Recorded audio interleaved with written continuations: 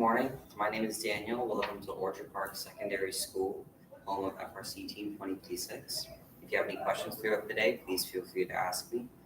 I'd like to introduce our next speaker, Lisa Ramraj, presenting Getting Started with FIRST Tech Challenge.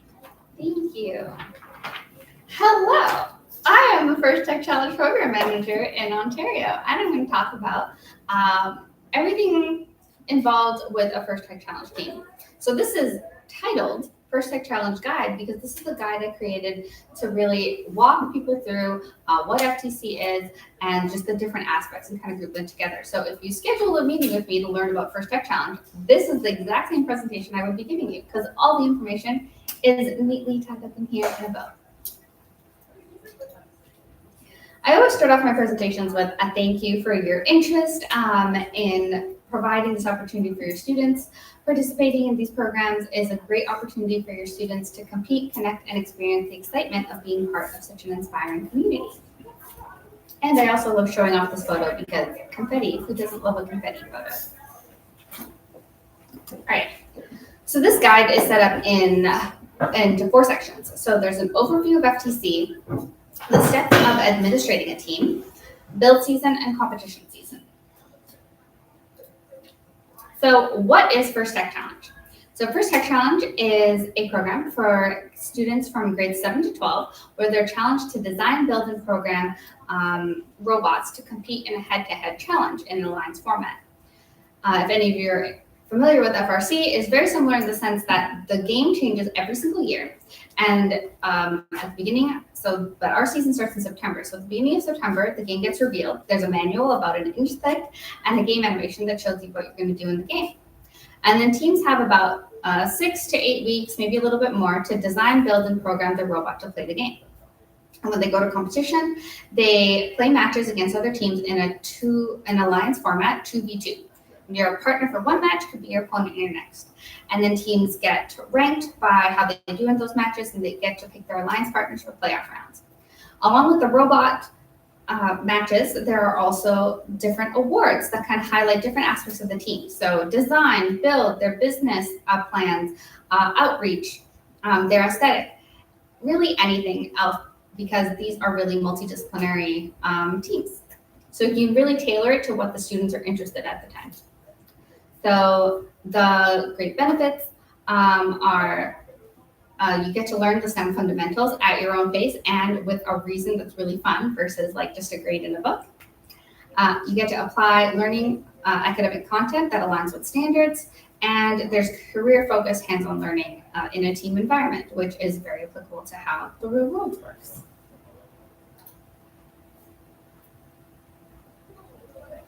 My mouse is very clicky, it double clicks a lot. So we always want to touch on inclusivity and accessibility. Our strategic intent is to ensure that all students get a chance to participate in FIRST. FIRST Tech Challenge is designed to be accessible and inclusive and guided to build student confidence, expanding reach and impact. The idea is that you can start small with this, it can grow with you as large as you want to grow, and also presents, students can practice the skills and so that they can go, if they choose to, elevate to FIRST Robotics competition.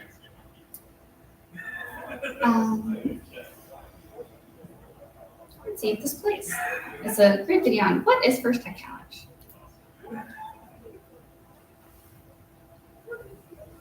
And another sound. Oh, maybe that's me. Once you get the challenge, you figure out your game plan, you build a robot so that you can complete many challenges. Teams use a reusable kit to program robots in a variety of coding languages. Every year you also learn more about coding, so then the codes get better and better. Personally, I do not learn hearing about it, but hands-on is just go into it instead of saying, oh, I know how to build this robot. I can say I built this robot. In FIRST Tech Challenge, students are developing a broad range of skills. Manufacturing, hardware, troubleshooting. But there's also a lot of things that you learn that you wouldn't necessarily think about people skills. Problem solving skills, helping one another, helping other teams. the program draws so many students that come in who just want to do the marketing, who just want to do fundraising. You need to do fundraising because you need to buy kits and parts and everything you need for the year. And that's a great thing that the kids learn very early on. The model of FIRST has provided incredible opportunities for the students to interact with professionals. Whenever I ask my mentors a question, they always flip the question around and ask, where would you find the answer to that question if I weren't here? They slowly built my confidence up so much more to the point where we weren't asking the questions. We were just going. Each team has to compete at a local event, win awards at the local event, and then they're able to move on to the first championship. One thing you mentioned is that smell of robots.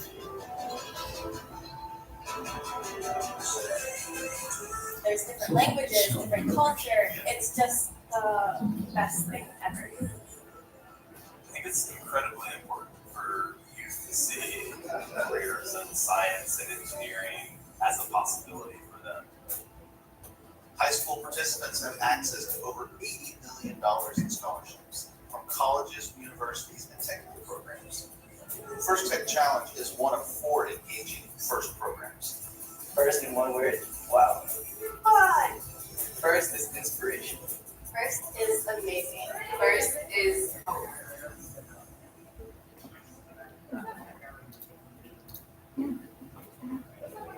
Okay. Okay, we're back. So these are a few photos from competitions. Let's say the competitions are really where the magic happens because while the students are and the teams are working on their robots, they're kind of working in their own kind of world. They're like, okay, this is what we learned, this is what we're doing. But at competitions, they get to see how different students from all across Ontario and at the world level, all across the world, what they built with the exact same rulebook and guidelines that they got. So it's a really cool way to like see someone do something that you never thought of, get to interact with their teams, play with them, and build all of those like soft skills, like collaboration. You have to be strategic, those interpersonal skills, which are super important. And our competitions are super, super fun. The roles the students do on the team are very much prepare them for the roles that they would have in their careers or potential career opportunities. So like team captains for their teams. This is very applicable to like being a CFO, a CEO, a president, a project manager. Being a programmer on a team, being a software designer, it can lead to IT infrastructure, game design, web design. Being on the build team, that could definitely lead to being a mechanic, a mechanical engineer, electrician, electrical engineer, all those kinds of options. Being on the design team, being an engineer, you could be an animator, even marketing. And being on the business side or the business and marketing side, that could lead to being gaining the skills to be an accountant, business strategy, project manager, media and marketing, all those kinds of things. And everything is interconnected. So having exposure to what that kind of thing would look like could inspire you to pursuing one of those careers. Like I mentioned before, along with the robot performance, there's also a bunch of different awards that are based on core values. So the core values of FIRST: discovery, innovation, impact, inclusion, teamwork, and fun. All of these things kind of lead to the different awards that we want to highlight. So we have Motivate, the Design Award, Connect Award, Innovate, Control, Think, and Inspire. So all the different teams can focus on different aspects that really speak to them. They can do things and outreach and do that as the students gain new interest in different things or as their skills improve over here. There are different ways to implement the program. So there are community teams, which are typically teams, like it says, in the community, like community groups that capture students from all over the place. There are also in-school or after-school teams where the students are really from that school and the school typically limits attendance or participation on the team to their community.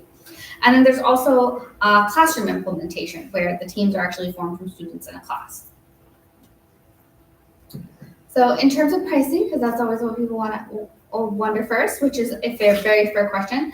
So team registration for the season, so the ability to compete in FIRST Tech Challenge, it does cost $490. The kits to get you started can cost anywhere from $1,500 to $2,000, and event registration is $150 per event. And then there's more information on all of these things like kits, registration fees, all of that on our cost and grants page on our website. There's also a lot of grant opportunities. FIRST Robotics Canada is a charity. Our goal is to secure funds to be able to give them away to help teams get started, especially with those high equipment costs in the first year. These a lot of the materials that you purchase are reusable year after year. So that is our intent, and helping you grow your fundraising base, your sponsorship base as well. So there are lots of grants and opportunities to help with that. Okay, reusable equipment. FIRST Tech Challenge is considered an open ecosystem. What does that mean? It means you can pretty much use anything. You are not locked into a specific kit. You're not locked into specific parts. The main thing you are locked into is the control system, because there needs to be a one consistent base that all the teams play off of. This control system does limit some of the things you can use, but typically in terms of power. So certain servos you can't use because the control system is only designed to handle a certain amount of power, and using something bigger than that or more intense than that can cause safety issues. So control system is the base, but you can pretty much use anything. That means that if your school has a wood shop, or like there's mentors that are used to doing that, you can build a whole robot out of wood. If you have access to 3D printing, you can add 3D printing parts onto it. And you can use sheet metal, you can use custom manufacturing. To get started, there are a few manufacturers who have put together what they call FTC starter kits. And these are mechanical kits that have enough parts in them to build a robot that can compete and play in the game. Along with these kits, each of these manufacturers also design what they call a starter robot and provide building and coding instructions for them for that specific game. This is meant to help the teams get off the ground, specifically new teams. And so I always recommend that rookie teams follow the instructions by whichever manufacturer that they have bought into, because at the end of the day, that means that once they're finished following those instructions, they will have a robot that can drive, which is one of the most important things, so you can move from point to point on the field. And they have a robot that can score the main gaming object. And once they have that, they can be like, okay, we want to improve it this way, we want to play with this. Oh, we saw this really cool thing on YouTube, we want to try building it. But at the end of the day, they have something that can play the game, which means they'll go to competition, they'll be able to move, they'll be able to earn points and have a positive impact on their alliances and have a positive experience at the event. Like I mentioned, you can do as much custom manufacturing as you want. So some of our teams who have incorporated FIRST Tech Challenge into their classrooms as a tech design kind of project do a lot more custom manufacturing than you see. But the really cool thing about FIRST Tech Challenge is that you can be completely kit-based if you want. You can go completely custom manufacturing if you want. You can have a mix. It has a low floor and a high ceiling. So you can enter wherever you can. You can enter and start your FIRST Tech Challenge experience with a kitbot.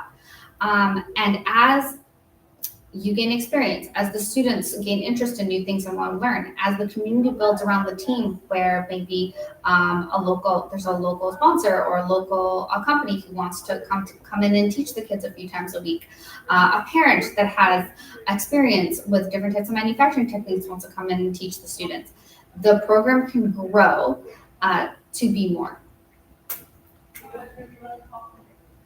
Mentioned CADing and 3D printing are many things that our teams start doing after their year one or year two as they gain more experience. Do some off-season projects over the summer, kind of assign the students to go learn some things. So there's a lot of community-based resources that will teach the students, okay, this is how you can CAD, this is how you would design something like this. And a little bit about the tech.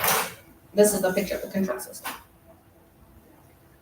Right now, there's programming in both blocks and Java, so you can a lot of schools have, a lot of kids have had experience coding in blocks, and they can transition over to Java. They can continue to do blocks if that's what they're comfortable with, but you can do a lot of complex things. All right, the worldwide season. Registration actually starts in May. The season is officially kicked off in September. Local events typically run between October and March, and then the World Championship is in April. So in terms of Ontario's timeline, because of the way our school year works, we typically see it like this. So the season gets kicked off in September and teams get registered. Most teams in Ontario do not start until the end of September. My rule of thumb is as long as you have approximately 6 weeks between when you get started and when you compete for the first time, you can have a very positive and successful season. We do event selection in October, and typically this is when the build season for teams start. Qualifying tournaments start in November, mid-November, and they go until early February. At the end of February, we have our provincial championship, and then the teams will move on from that and go and qualify for the World Championship. This year's challenge is Decode. It's a really cool game. So we're gonna show it.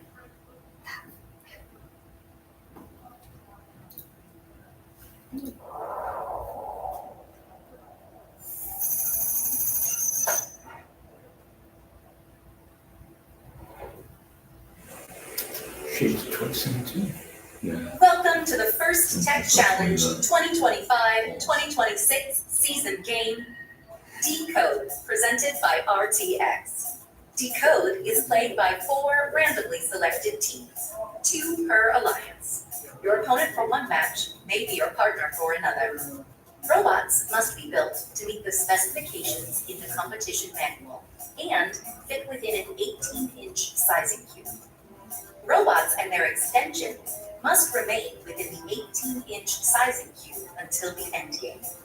The game is played on a 12-foot square playing field with a foam tile floor and 1-foot-high walls. On the playing field is a red alliance goal and a blue alliance goal. At the exit of each goal is the classifier ramp and a gate. April tags are located on the goal to assist with targeting. On the field, there are 24 purple artifacts and 12 green artifacts.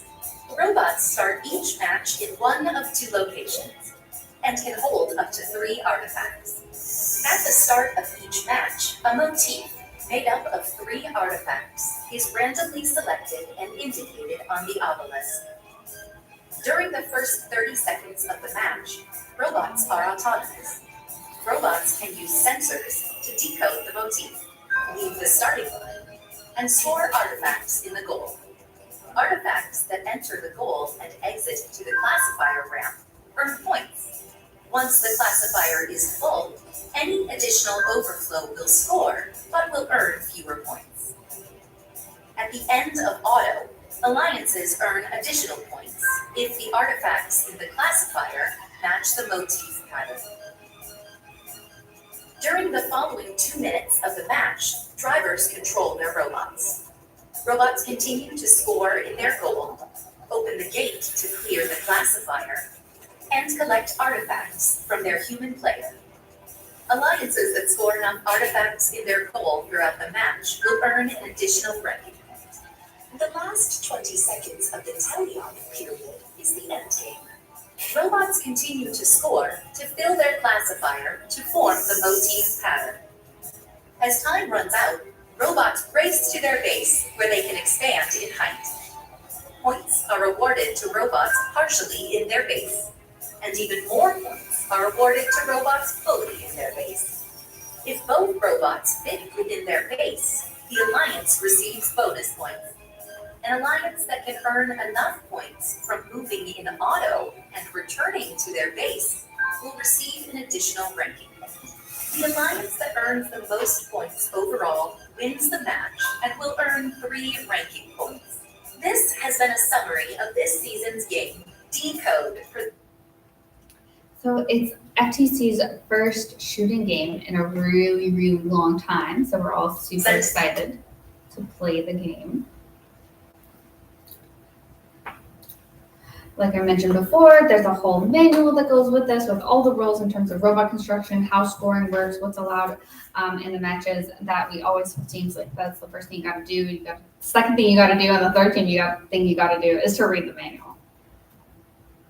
Okay, so what's needed to administer a team? So this is kind of listed out as a checklist format so that you can kind of use it like that. And then I have a few slides to go with it. So the first thing is register your team. So you have to register your team and get a team number. There's always instructions to do that. Recruit students. So typically teams can be anywhere from 2 to 15 to even more teams, to even more students. What we typically find is once you go past 15 students, it gets really hard for every student to be a part of being doing every part of the team and the robot itself. So we typically find that once it goes past 15, like we would kind of suggest to split the team into 2 so that the students can really build their own identities with the team. But if you had 16 or 17, like that's okay. We're not going to say, no, you can't do that. In Ontario, most teams have between 5 and 10 students. The big thing is like to emphasize that no technical skills are required, just enthusiasm and a willingness to learn. Recruit adult support. Each team needs to have at least 2 lead coaches that are willing to take on the responsibility of administrating the team and ensuring the students are safe when they're doing all the different parts of being on a team. You need to assign lead mentor 1 and 2, and they need to complete their youth protection screening before they can start adding students to their team. A big thing is ordering equipment. So to get started, you need to order the control system and you need one of the mechanical kits. So none of the kits come with the control system. So this is a purchase that things need to be purchased separately. And then other possible equipment that you could order are the field tiles and the perimeter, which are the exact same field tiles and perimeter that you would experience at competition. These stay the same each year. So if you are thinking like long-term, multi-year sort of vision for this team, we would recommend that this is a good thing to invest in because it will stay the same.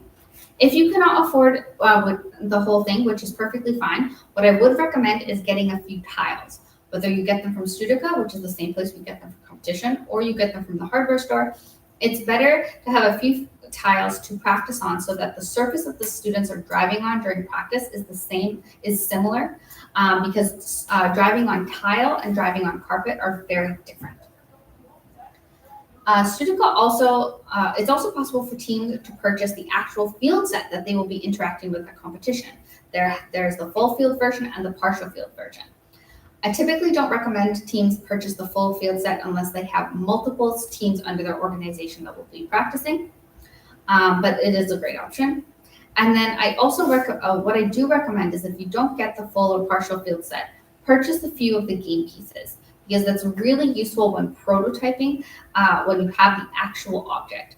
For filler, you can definitely get, these are wiffle balls. You can order them online, maybe getting them from an FRC team that still has them from 2017 because they're just everywhere. But having 1 or 2 of the actual game object in the actual color is really helpful. The next thing you need to do is complete event selection. So there's a lot of words on the slide, but the very short of it is that event selection in Ontario happens in 2 rounds. The first round, the lead mentor 1 or 2 will rank all of the events in terms of on their preference. And then they will have about 4 days to do this. I go through, I put teams into their different events. I let all the teams know where they got into their first event. And then they do it again for round 2, knowing where they got in round 1. The reason we do it like this is because sometimes teams have only one other weekend that works for them, or they want to prioritize having X number of weeks between their events. So we always let them choose one after the other. And then if there's spots left over after round 2 closes and the teams have been assigned, we open it for 3rd place. There's a lot of events all across Ontario. This year we have 14 events. And then another thing that a task for the administrator is to add teams to the team roster. So this serves 2 purposes. One, students will be required to have their parent electronically sign a consent release form. This ensures that the parent we know that the parent is aware that they're participating in the program. And it also creates a record of the student as part of a FIRST team, which gives them access to scholarships and other opportunities. And then once you are assigned to your events, you do have to officially sign up for them and pay your registration fee to the tournament. Okay. Next is, all right, now that all that paperwork and ordering is over, we go to build season. So build season can look like anything from September all the way up to your first event. Again, this is structured like a checklist. But the first thing we always advise is read the manual again, and read the manual again. You cannot, even if you are going to build the starter robot, we highly recommend reading the manual to understand what you can and cannot do, the general idea of the game, and how to score points. There's some questions you can ask to help the students get started in thinking about what they want to build. And then you have to decide what you want to build. The recommendation is to rank the tasks by importance, and I say the first thing has to be drive. You have to make sure you can do that. And then I always recommend for new students, rookie teams, to start with the basic block design by the kit manufacturer. Then you can build, you can prototype, you can take it apart, you can test all these things. The community loves sharing videos and ideas of what worked and what didn't work. So going on YouTube, going on Chief Delphi is a great way to get ideas on what other teams are doing and how they're doing it. Then there's controls, wiring, programming, and troubleshooting. Programming never works the first time. You always need to troubleshoot, so make sure that you have enough time for that. And then there's a concept of the engineering portfolio. So what is it? The engineering portfolio is considered a summary of your engineering notebook. So now what is an engineering notebook? Typically an engineering notebook is a record of pretty much everything that you've done. And so what we recommend for teams is at the end of every meeting, write an entry. It's like, what did you do today? Even if you spent hours troubleshooting something, write it in. Take a photo. So you have that record of what you've done. And it's really cool because at the end of the season, even if you felt like, oh, we took so long, we didn't do much, you can go back and see like how many hours you spent doing things, which is really cool for progress. The engineering notebook is a summary of that. So it's about 15 pages, and it can have anything that the team wants to convey to the judges. So a profile of all the members, sketches from when you first started your design, what your end design looked like, different controls or programming things that you're really proud of, different things that you've done for outreach. It can be really tailored to the awards that you want to try to win, because this is your opportunity to give something to the judges that they can take away. Another fun part during build season is marketing and branding. So creating your unique team name, your logo, colors. Some teams create shirts, banners, pit displays. And then first is for inspiration and recognition of science and technology. So outreach is a huge thing, and also sponsorship. So teams engage with their community and build relationships to promote STEM and sustain their teams. So this is a lot of this can be done in the off season, but also during build season as well. Show your sponsors, show the community what you're working on, and raise money for your team. In First Tech Challenge, every team gets a scheduled judging interview. So it's 5 minutes of a presentation that you can present to the judges, and then about 5 minutes of questions. So we always recommend that teams practice presenting their robot, their team accomplishments, and key aspects of their season to their teacher, or just practice talking about it. You can very much tailor the presentation towards the specific awards that you want to be contenders for. And some tips are like to clearly explain your engineering process, your problem solving strategies, and how you collaborated as a team. Rehearse answering potential questions confidently while ensuring each member has a chance to contribute to the presentation. So during presentations, teams might make poster boards, they'll bring their robot, they'll talk about the cool things that they love about their robot, like that. And then another thing you have to do before competition is to decide the roles for students and mentors at competition. So all the roles here, I've kind of delineated them. So like if you had 15 students, you could see how you can give each of them a role. But of course, if you have less than that, if you have 5 students, a lot of these things will be done by the same students, and that is also perfectly fine. So the drive team is made up of a driver, operator, human player, and coach. The coach can be an adult. It's up to you to decide based on the maturity level of your students if you want to have the coach in there. Being on drive team is very stressful. It is very in the spotlight role. So having an adult there can help the students stay focused, help them process their emotions as like there's a lot of high stress. They're in a high stress situation. There's also a pit crew who's responsible for maintaining the robot. There can be a strategy team who develops and executes the game plan for each match, because remember, you're partnering with someone that you've never played before. You've probably never even met them before. You can have a scouting team who would be responsible for observing and collecting information on all the teams and the robots during matches. You can also have main presenters who would be responsible for taking all the questions from the judges or doing the majority of the presentation in the interview. And then, I always put this in, driver practice. Once you build the machine, you need to practice with the machine. So set aside time for your drive team to practice together. Simulate matches so that you can keep practicing your cycles again and again. As much as you can help it, no rebuilds the night before the competition, because then programming is not going to work good. Like, it doesn't have time to test. Your drivers don't get time to work with the new mechanisms. So driver practice is key. All right, and now competition season. So the next few slides kind of go through like what competition is like with photos. So you can see what the days are like. So this is a photo from our, I will play it, I do have time. It's a photo from our provincial championship a couple years ago. Good morning, teams! Welcome to the 2023-24 First Tech Challenge Ontario Provincial Championship. We are here!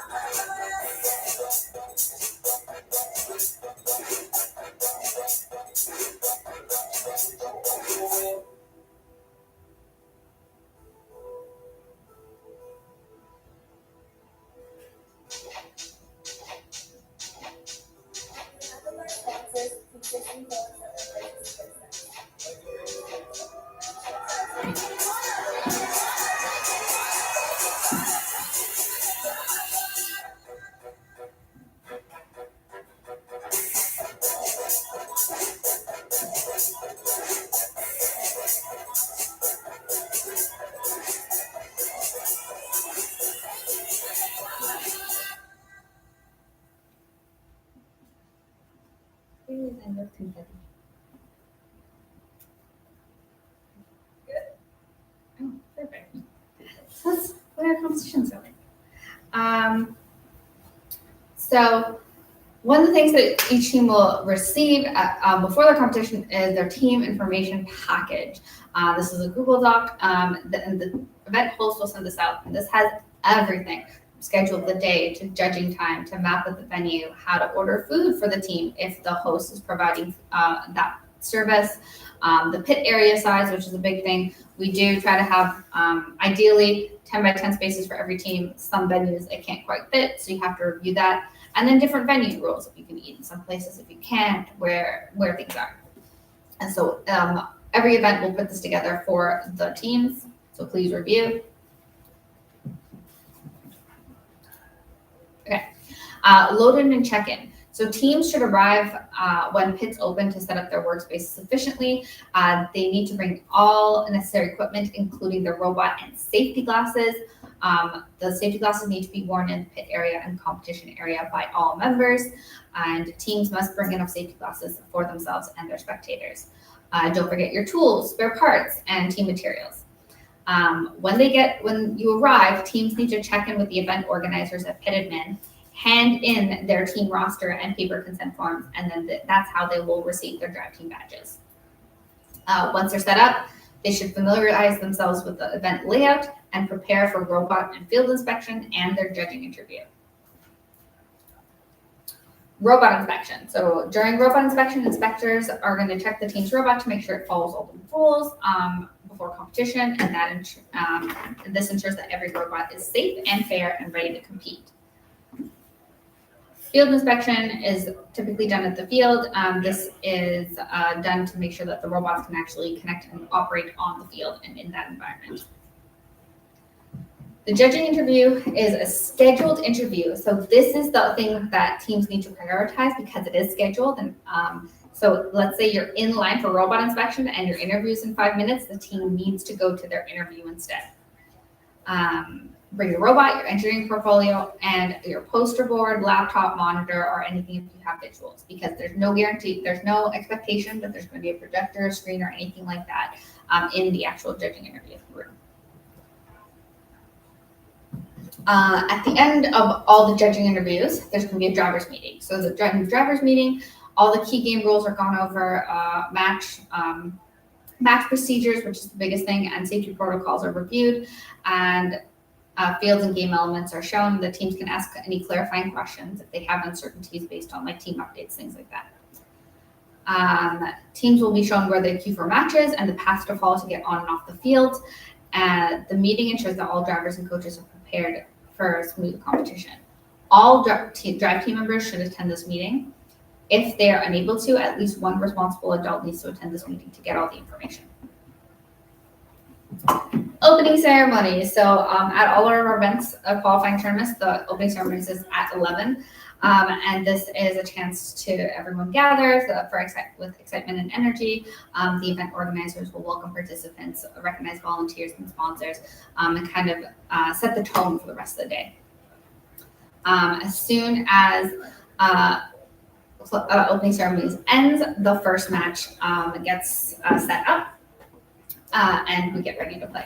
So unlike FRC, we don't typically stage the robots on the field before, just because like if people want to queue, if people want to queue, it's fine. It's just like we'd rather them have more time in the pits, so because they're so small. So we'll just do that. And then we go on a roll for qualifying matches. So during the matches, teams are randomly paired of alliances of 2. The alliances will compete against each other. Earn points. Teams participate in between 5 and 6 matches in qualifying tournaments. And then they're ranked based on their ranking points. And at the end of qualification rounds, the top 4 to 6 teams get to select their partner for playoffs.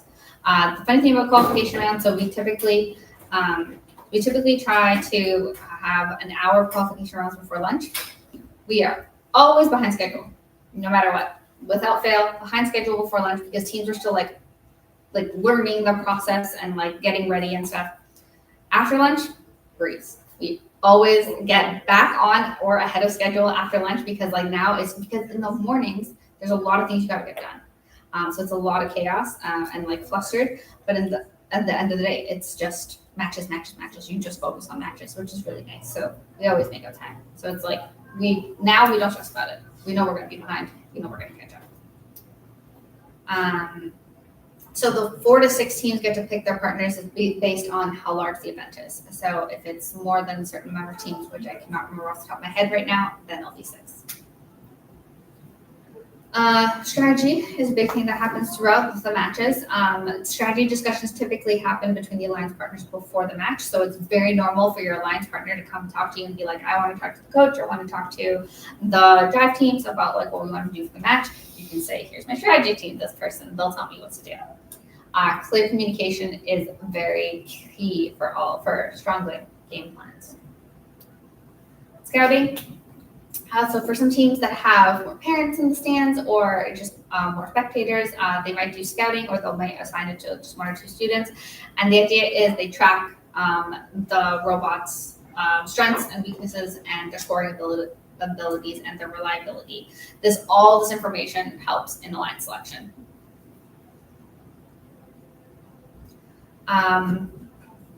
The judges, during all of this is going on, the judges are going around the pits and doing small pit interviews and trying to connect with each of the teams. Maybe it would typically be judges that you didn't see before, and they're trying to find out more information, maybe about something you talked about, or they may ask you about something new. And this is also your opportunity to tell them something that you didn't get to talk too much about in your interview.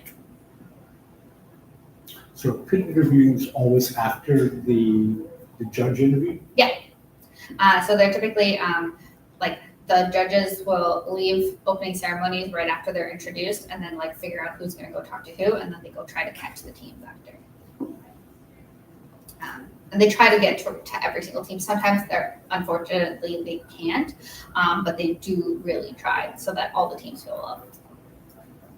And it's kind of hard because like you're trying to, sometimes you end up talking to the team in the pits or something, or like in queue, because you're like, I cannot come, I've tried to come talk to you and I can't come talk to you, and I want to give you this opportunity. So it's like a big balancing act, right? And then alliance selection. During alliance selection, the top ranked teams get to pick their partner. Like I said, here's the table, so I didn't have to remember it. So typically by default, a lot of our events are between 11 and 20 teams. So like that's a typical one. So that'll be 4 team alliances and playoffs. We do have quite a few large events. So once it's over 21 teams, it is 6 teams. There's lots of different reasons teams will pick another team: robot compatibility, capability, and consistency versus peak performance. And then we run through the playoff matches. So it's a double elimination format as per the manual. So once you lose twice, you're out. And then we have our award ceremony. So, it's actually that awards get given out like between the playoff matches, just like FRC. If they're second or third place awards announced, teams are asked to stand instead of come down to be recognized. And then first place award winners go through the high five line, meet up with judges and volunteers and get their trophy.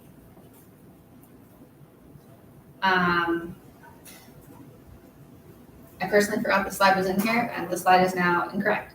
The slide is supposed to talk to advancement. Advancement has actually changed. So this is the old advancement about how it used to go down a list. But now, what advancement is right now is that all teams will earn points based on their performance. So their qualification round performance, whether or not they're alliance captain, where they get picked in playoffs, and their awards. And so they'll get ranked by those points, and then the teams, X number of teams will get to advance to provincials from those events based on those points. So if there's 4 spots, if 4 teams from that event are advancing, then the top 4 teams that have not already advanced will get to advance. So I'll fix the slide. Any questions? What did you say? No, I'm just saying that it's very much the regional model versus the district model. Yeah, it's so for this year, teams will still advance from their individual event. The goal, like 2-3 years down the road, is that teams will get an aggregate of it'll be like the district model where you get points for 2 events and they'll get counted together and then you advance. But right now, regions, Ontario was lucky in the sense that when we started, we were already in district model for FRC. So we knew we really liked the idea of having teams play twice. So we built that into it when we were building up. But a lot of regions around the world have built up their event structure where it's like teams most of the teams only get 1 event. So it's really hard for them to increase that. So HQ, rightfully so, is giving those regions a couple years to ramp up, because going from even like the COVID year, going from COVID where we had 8 online events to going to 8 in person was extremely hard. because, you're hoping that you go from 2 to 4 to 6 or something like that, right? Now we're adding 3 to 4 events a year, which is still hard, but easier than going from nothing to 8. So for these other regions, I totally understand that it's really hard for them to build up. But all teams want to play more. But in some regions, teams play an insane amount more because they do what's called leagues. But leagues are different. And that's all I'm going to say on I saw a reference to leagues, but I didn't. Really Yeah, so just in Ontario, we're gonna, it's kind of been some advice from other alum who've from the States who've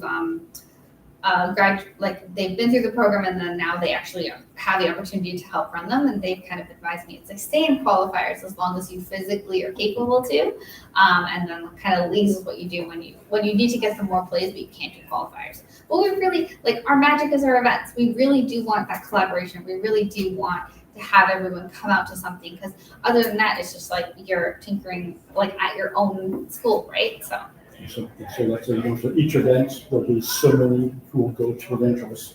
Yeah. And then for provincials, same thing again. Yeah. So that's actually, I should add a slide for that. So just what happens there. So as of the cutoff for HQ takes our team list as of December 2nd, and then they do world allocations. So they'll freeze it there based on the number of teams that you have there. They'll allocate it accordingly. Last year we had 4 spots at Worlds.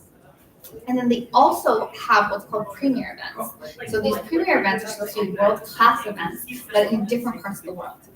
So they are going to happen anywhere from May to August, I think, is kind of the time frame, and they're different. So there's one in Europe, there's a couple across the U.S.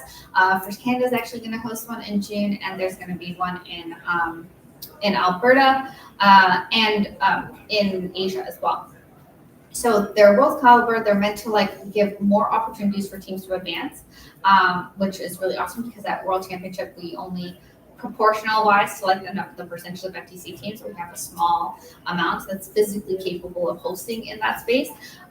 So we're really excited for that opportunity. And so last year we had 5 premier event spots, so the teams could advance to that based on the point system at provincials, because there'll be points for provincials as well. But I think there's going to be more spots for premier events this year going forward. So it could be, from provincials, 14 to qualify for Worlds, but 16 to go to premier. Exactly. They'll have the choice to rank. And teams, the Worlds teams can choose to do a premier event instead of going to Worlds. And then that World spot would go to the next team. So is it one or the other? Last year it was one or the other. This year they're going to allow teams to do both because they wanted to fill the premier events more. And so it's last year was the first year of doing them. It was kind of a pilot program. The community is not used to them. There's no, HQ wants them to be high caliber, so they kind of had to figure out what does this look like. So we're hoping that this year teams are going to be more planned and kind of going into the season expecting it, because last year it was kind of it kind of launched November, December, which is quite late in the season. Teams have already had months kind of thinking Worlds to the end. So it's kind of hard to shift, even if you want to advance, it's hard to do that shift. But this year they're hoping that there was a lot of buzz about it. They promoted it a lot. Sure. You're awesome. So we're hoping that will be really good. But yeah. I don't know time-wise when this will send. Oh, cool. Well, if anyone has any questions, you can always, my email is, wait, hold on. Oh, there it is. There was one more slide. I made the slides and I forget what the slides say.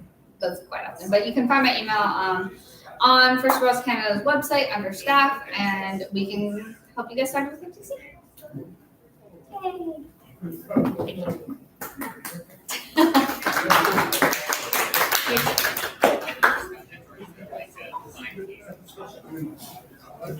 I was told that you were here.